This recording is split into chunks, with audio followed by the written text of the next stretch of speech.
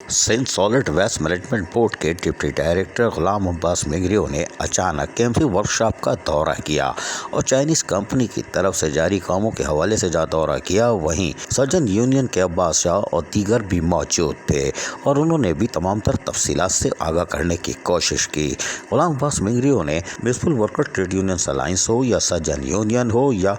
United workers union بلدیہ شرقی، ان کی بار بار کی ملاقاتوں اور بار بار کی شکایتوں کے ازالے کے لیے جہاں یقین دہانی کرائی گئی تھی، چاہے وہ M D Sindh solid waste management board ہوں یا غلام عباس میگریو،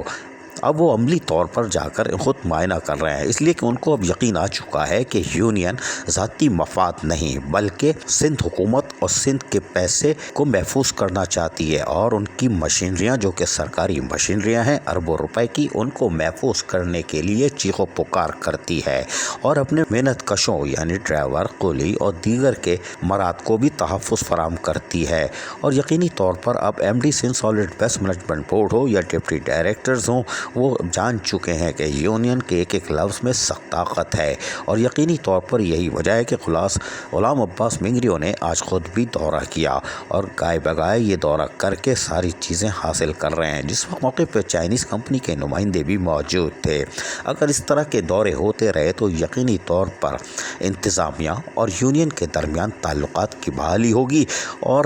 شہر میں خوشحالی ہوگی، یعنی صاف ستھرا ماحول فراہم کرنے میں آسانی ہوگی۔ اگر آپ اربوں روپے خرچ کر رہے ہیں تو یقینی طور پر وہ سندھ کی دھرتی کا پیسہ ہے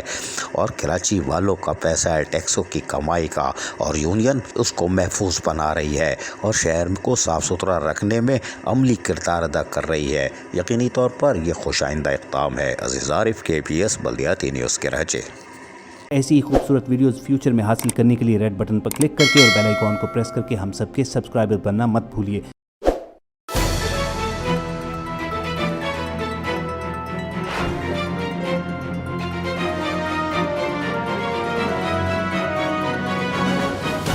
KBS